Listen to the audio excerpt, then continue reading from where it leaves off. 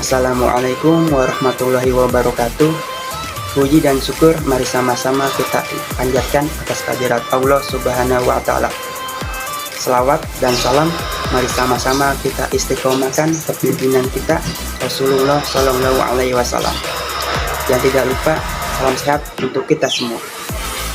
Yang terhormat dan yang kami hormati Bapak Dosen Muhammad Al-Faruq Abdullah Eskom MM selaku dosen pengampu mata kuliah Hasmanship.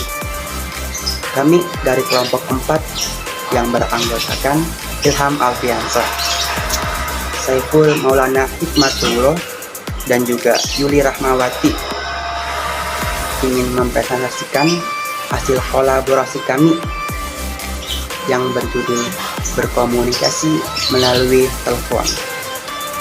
Oke, pengertian telepon. Kata tele yang berarti jauh dan phone yang berarti bunyi. Dari segi wujud dan material, telepon adalah alat atau sarana komunikasi yang digunakan untuk menyampaikan warta dari pihak lain yang berjauhan.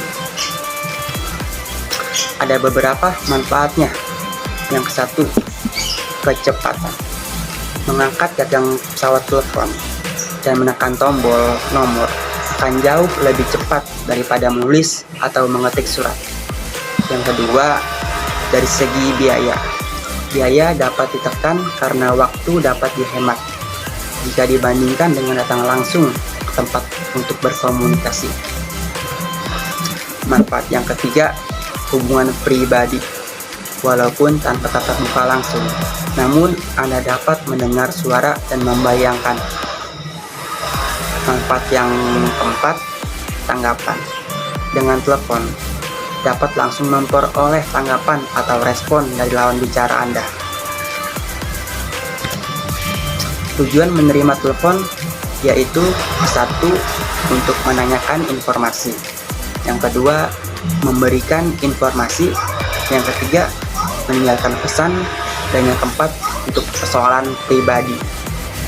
Informasi yang berkaitan dengan penelpon yaitu nama penelpon, asal penelpon, nomor penelpon, dengan siapa Anda ingin berbicara, dan yang terakhir, alasan penelpon.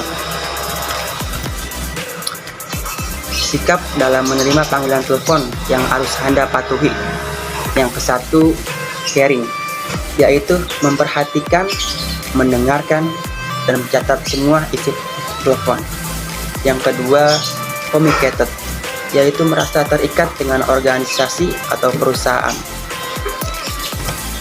Yang ketiga, confidence, yaitu penuh keyakinan dalam mengatasi persoalan yang timbul.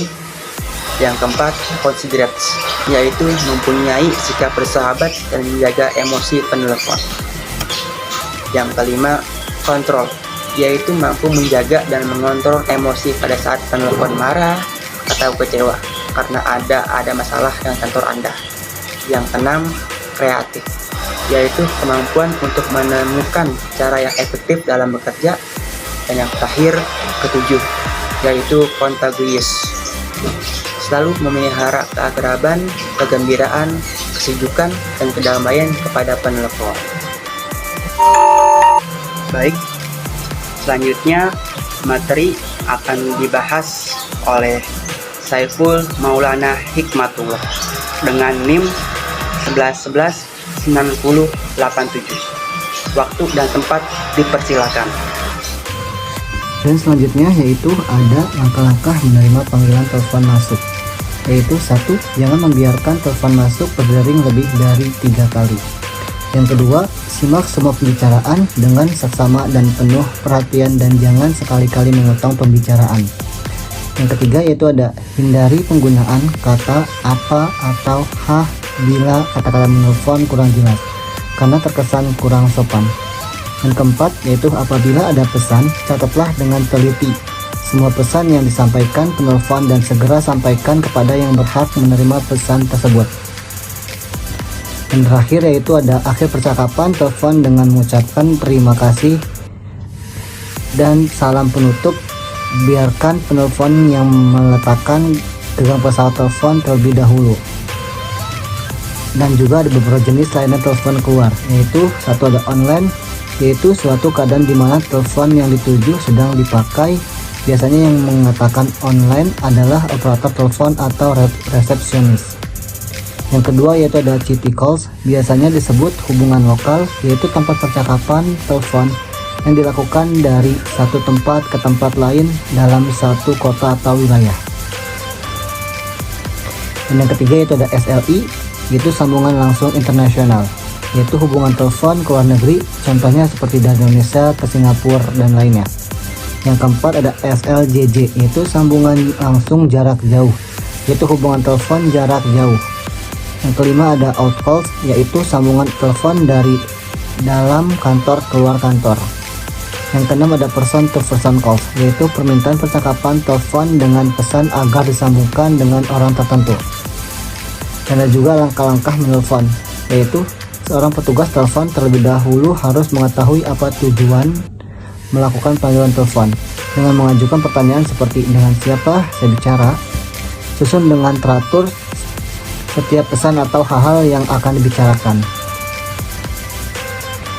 Yang ketiga ada siapkan nomor telepon yang akan dituju, jangan sekali-kali mengangkat gagang pesawat telepon sebelum nomor telepon yang dituju diputar. Yang keempat ada pulpen atau pensil dan kertas harus selalu disiapkan tersedia pada saat melakukan hubungan telepon. Dan juga ada angkatlah gagang pesawat telepon dan tekan nomor telepon yang akan dituju dengan menggunakan jari telunjuk. Dan selanjutnya ada hindari menekan atau memutar telepon dengan menggunakan benda lain seperti pulpen, pensil, dan benda-benda lainnya. Dengarkan nada panggilan dan lakukan panggilan. Teknik menelpon dan sebelum melakukan telepon, yaitu satu, siapkan nomor telepon yang akan dihubungi. Jangan mengangkat gagang telepon sebelum Anda benar-benar yakin nomor telepon yang dihubungi sudah ada. Yang kedua yaitu ada menetapkan nama orang, sebutkan dengan jelas nama orang akan dihubungi, yaitu dalam posisi atau jabatan dan bagian apa. Yang ketiga itu selalu menyiapkan buku catatan untuk mencatat hasil pembicaraan atau untuk menulis pokok-pokok pembicaraan. Yang keempat ada susun rencana apa yang Anda ingin katakan kepada siapa dan Anda ingin menyampaikan saran dan harapan apa yang Anda ingin capai.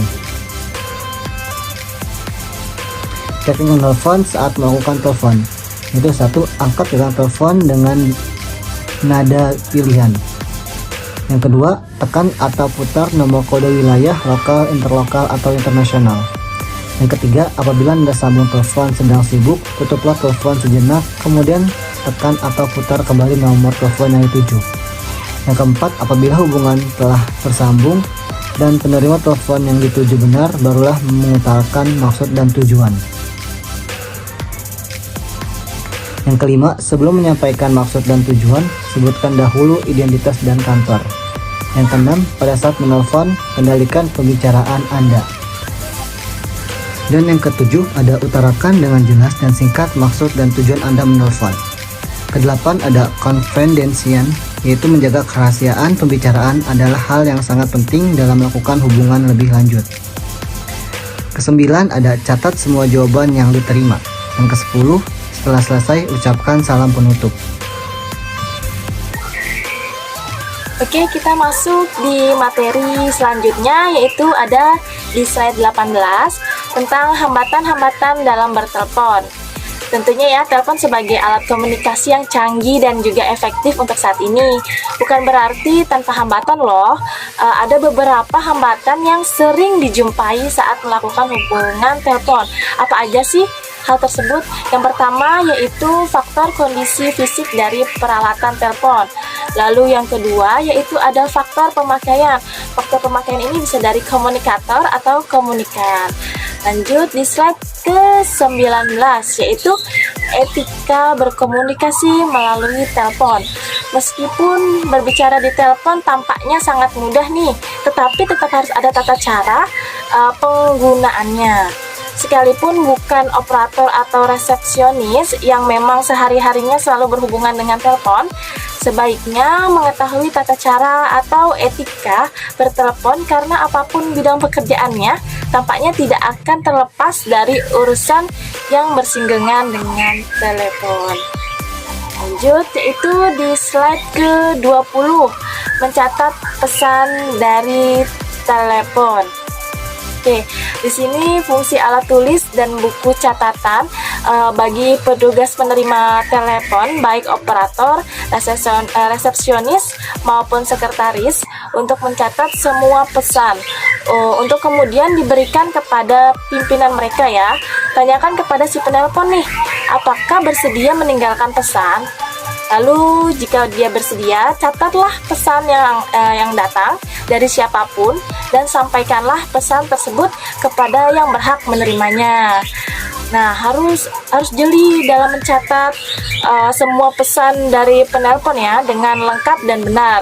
Dan apabila diperlukan, jangan ragu untuk meminta penelpon untuk mengulang kembali pesannya atau mengeja kata-kata yang kurang jelas. Lanjut, yaitu di slide ke-21 ya. Nih, beberapa hal yang harus dilakukan oleh penerima telepon saat menerima pesan untuk pimpinan. Tentunya yang pertama, berusaha untuk selalu mencatat pesan dengan cepat. Dan yang kedua, yaitu catatlah seluruh pesan secara lengkap. Apabila dianggap kurang lengkap, jangan ragu untuk meminta penelpon mengulang kembali pesannya atau mengeja kata-kata yang kurang jelas. Oke, lanjut di slide yang ke-22 ya. Membuat janji temu melalui telepon. Nah, ini nih yang penting ya, membuat janji melalui telepon, yaitu hal-hal yang harus diperhatikan jika ingin membuat janji temu melalui telepon.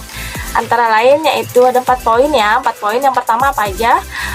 Ingatlah peraturan ini nih, Anda harus menjual appointment. Jangan menjelaskan atau melakukan penjualan produk maupun servis Anda di telepon, tetapi jualah appointment. Lalu yang kedua, sadarilah bahwa telepon Anda selalu mengganggu sang prospek. Lalu yang ketiga, Anda harus meyakinkan prospek bahwa Anda menelponnya pada waktu yang paling tidak mengganggunya. Lalu yang keempat, ingatlah akan tujuan Anda untuk menjual appointment. Oleh karena itu, kalimat pertama Anda harus merebut perhatian sang prospek. Oke, kita masuk di slide selanjutnya, yaitu slide 23. Ini setelah terakhir ya dari semua materi awal sampai akhir ya. Di sini ada kesimpulannya, yaitu etika bertelepon adalah tata krama, sopan santun, tata pergaulan dan dalam bertelepon, menerima melakukan kontak telepon yang meliputi berbicara dengan jelas, tegas dan terkesan ramah, hangat dan bersahabat tentunya ya. Baik tidaknya pengguna telepon di kantor dipengaruhi oleh etika yang dimiliki si penelpon ini.